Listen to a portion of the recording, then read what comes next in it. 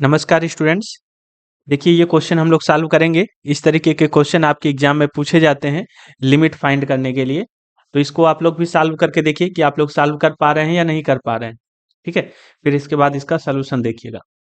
देखिए, क्योंकि इस पर कहा गया है कि हमको एक सीक्वेंस दी गई है और कहा गया है कि ये सीक्वेंस कन्वर्ज करेगी, ऐसा हमें शो करना है। कन्वर्ज करने का मतलब है कि इसकी लिमिट मिलेगी। तो यदि लिमिट मिलेगी तो मतलब है कि सीक्वेंस कन्वर्जेंट है। तो चलिए हम लोग इसकी लिमिट फाइंड करके देखते हैं, क्या इसकी लिमिट हमें कोई रियल नंबर मिल रही है या नहीं मिल रही।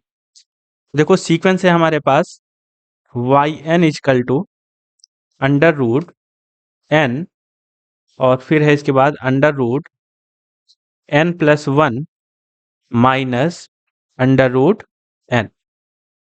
ठीक है, ये सीक्वेंस है। तो देखो इसको हम लोग कैसे सॉल्व करेंगे, इसका हम लोग रेशनलाइजेशन कर देते हैं। तो जब रेशनलाइजेशन करेंगे तो किससे मल्टीप्लाई करेंगे, तो आप कहोगे कि सर इसमें हम मल्टीप्लाई करेंगे under root N plus one plus under root n से। तो यहाँ पर लिख लीजिए under root N plus one plus under root n से मल्टीप्लाई कर देंगे, और इसी से हमें क्या करना पड़ेगा, डिवाइड भी करना पड़ेगा। तो हमने इसी से डिवाइड कर दिया, ये आ गया under root N plus one plus under root N. ठीक है, अब देखो इसको सॉल्व करो तो ये हो जाएगा अंडर रूट एन, और ऊपर यहाँ पर क्या बन गया, ए प्लस बी ए माइनस बी, यानी कि ए स्क्वायर माइनस बी स्क्वायर। तो जब स्क्वायर करोगे तो अंडर रूट हट जाएगा, तो एन प्लस वन हो जाएगा। अच्छा, अंडर रूट हट जाएगा यहाँ पर, और फिर इसके बाद बी स्क्वायर करोगे तो यहाँ पर भी अंडर रूट हट जाएगा, केवल एन आ जाएगा। और यहाँ पर डिनोमिनेटर में आ गया आपका under root N plus one plus under root N. ठीक है, अब यहाँ पर देखो ये प्लस एन और माइनस एन तो कैंसिल हो गया, तो यहाँ पर हमको क्या मिलेगा, यहाँ पर मिल गया आपको अंडर रूट एन ऊपर न्यूमरेटर में, और डिनोमिनेटर मिल गया under root N plus one plus under root N. ठीक है, अब यहाँ पर इसको कैसे सॉल्व करेंगे, ये हमारा वाई एन चल रहा है यहाँ पर। ठीक है, तो देखो ऊपर है अंडर रूट एन।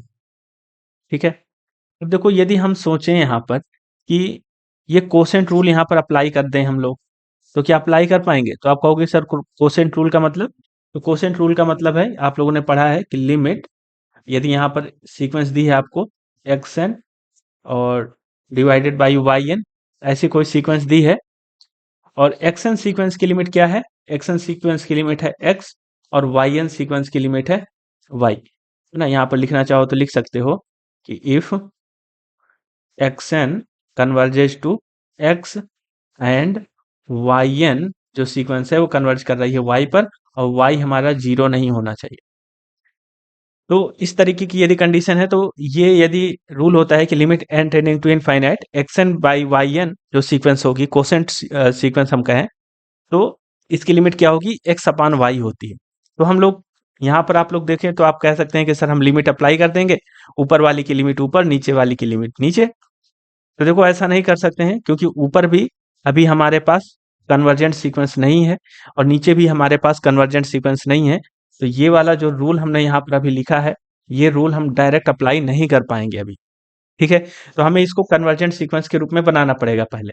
थोड़ा चलो इस पर हम चेंज करते हैं, वाई एन इजकल टू, ऊपर है आपका अंडर रूट एन। ठीक है, और यहाँ नीचे से डिनोमिनेटर से आप लोग कॉमन ले लीजिए अंडर रूट एन। तो देखो यहाँ पर जब हम लोग अंडर रूट एन, यानी कि एन हमने बाहर निकाला इससे, तो यहाँ पर बचेगा one plus one by n. ठीक है, अंडर रूट से बाहर निकलेगा एन, तो अंडर रूट एन आ जाएगा, और यहाँ पर अंडर रूट एन है ही, तो इससे भी कॉमन ले लो, तो यहाँ पर वन मिल जाएगा। ठीक है, अब यहाँ से आप देखोगे कि ये अंडर रूट एन और अंडर रूट एन कैंसिल हो जाएगा, तो यहाँ पर हमको क्या मिल गया, यहाँ पर मिल गया one upon under root one plus one by n plus one, ऐसा मिल गया। अब इसकी हम लोग लिमिट निकाल लेंगे, ये हो जाएगा limit n tending to infinite y N is equal to, ये हो जाएगा limit n tending to infinite one upon under root one plus one by n plus one. ठीक है, अब लिमिट अप्लाई कर दो, तो लिमिट अप्लाई करोगे तो ये ऊपर तो वन ही है, और नीचे यहाँ पर देखो ये हो जाएगा 1 प्लस 1/n की जगह हो जाएगा 0 प्लस 1। ठीक है, तो ये आ जाएगा आपका 1 अपान 1 प्लस 1, यानी कि ये हो जाएगा आपका 1/2। ठीक है, तो यही हमको दिखाना था कि सीक्वेंस क्या है, कन्वर्जेंट है। तो यदि लिमिट मिल गई, यानी कोई रियल नंबर इसकी लिमिट है, तो हम क्या बोलेंगे कि सीक्वेंस हमारी कन्वर्जेंट है।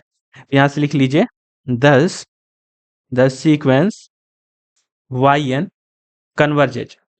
ठीक है, कन्वर्ज कर रही है और इसकी लिमिट भी फाइंड करना था, तो इसकी लिमिट आ गई हमारी, limit n tending to infinite sequence yn is equal to 1/2।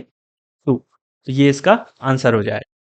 ठीक है, यदि आप लोग पेड कोर्स ज्वाइन करना चाहते हैं तो आप लोग के सामने स्क्रीन पर कॉन्टैक्ट नंबर दिख रहा है, आप लोग हमसे कॉन्टैक्ट कर सकते हैं और पेड कोर्स ज्वाइन कर सकते हैं और अपनी सेमेस्टर एग्जाम की बहुत अच्छी तैयारी कर सकते हैं।